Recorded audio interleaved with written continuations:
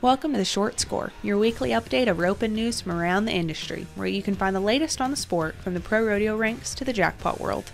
I'm Taylor Vollen, and I'm your host. Happy Saturday, everyone. It's your host of The Short Score, Taylor Vollen. Okay, I feel really guilty because I don't even know the last time I did a roping.com tips episode of The Short Score for you guys, so I am so sorry. But we are back, better late than never, right? Do you ever feel like you're having heck leaving the box? Maybe your horse is squatting a little and you feel all rocked back or off balance, not only messing up your start, but also messing up your entire run. I think we can all admit it's okay that we have been there before. We all also know how much smoother our run really does feel when we leave the box balanced and flat. Have no fear if you've struggled with this in the past. In this bonus roping.com tips episode, Trevor Brazile gives you 3 tips for leaving the box flat. Riding the famous stallion, the dark side, Trevor Brazile explains what exactly it means to leave flat from the box and how he uses his body to stay with his horse from the corner to the steer. He talks through the problems created by squatting in the corner, and Brazile also talks about how to eliminate squatting in the corner in general.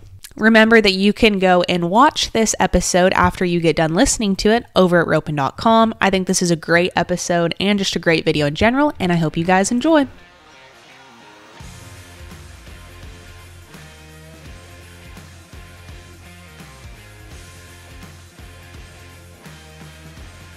Today, we're just going to be slowing everything down, defining a lot of the terms that we'll use, going through a practice session and breaking them down of what they really mean. The first one is when we say we have a horse standing flat or leaving flat.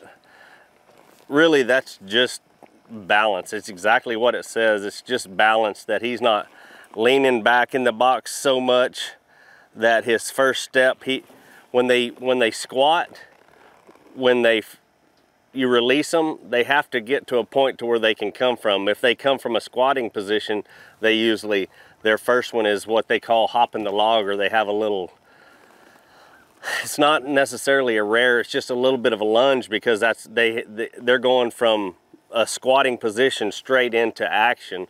A lot of horses can't leave from that position and will have to kind of stand up and then go. But either way, either one of those reactions will be a delay and cause you to miss the barrier. And more importantly than just missing the barrier, because a lot of times, sometimes that doesn't take you out of it depending on the situation, but it sets your first swing up bad. It's more difficult to ride across the line and have everything together with your rope and your riding together. So little drills to help that is, every horse is different. Some horses can take this much pressure, some take this much pressure, and some you can take quite a bit more. This horse is what I would call medium to light pressure, probably closer to light pressure for him to leave flat.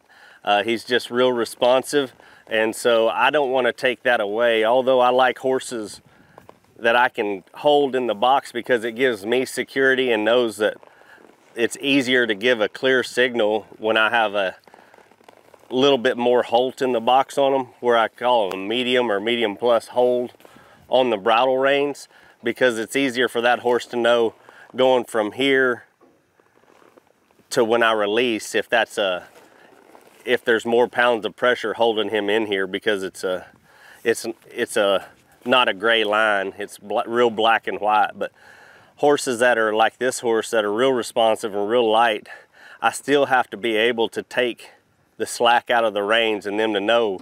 But I know when the lighter the horse, the more definite I have to be with my cues to let them leave flat and let them know that that was actually a leave cue instead of a stay cue.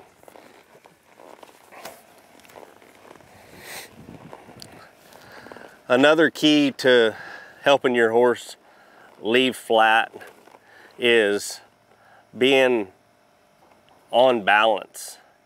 A lot of times people want to get to the front of their saddle faster, and in order to do that, they get their toes down, and get their body over half, you know, over the horn.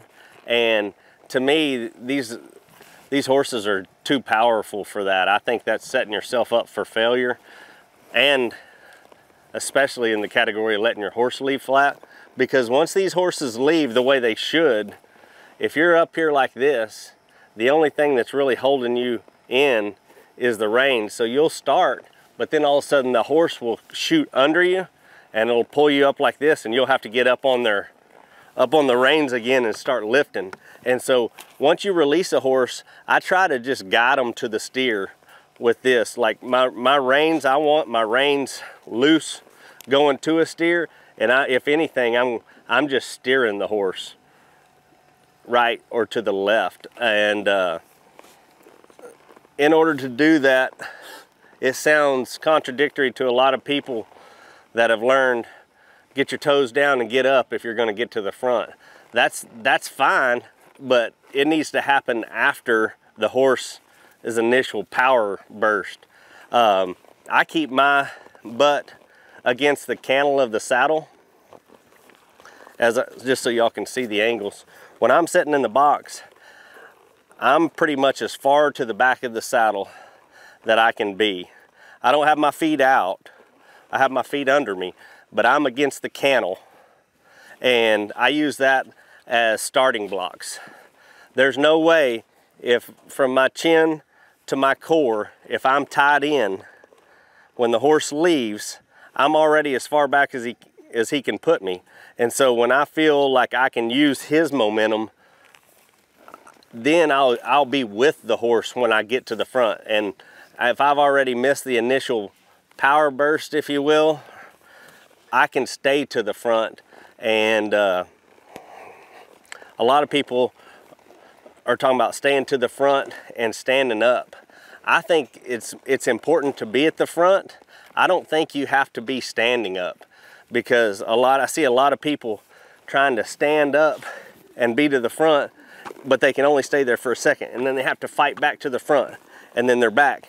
As long as you're to the front and have a good base when you're riding to where you can not hinder your horse, that's going to be as big a help to him, and what I call the base of like being able to stay to the front and having a good base so that you can rope like it is on a machine or a dummy. Those things are key to letting your horse leave flat, and also keeping yourself in a good posture to where you're able to rope and not getting to the front, to the back.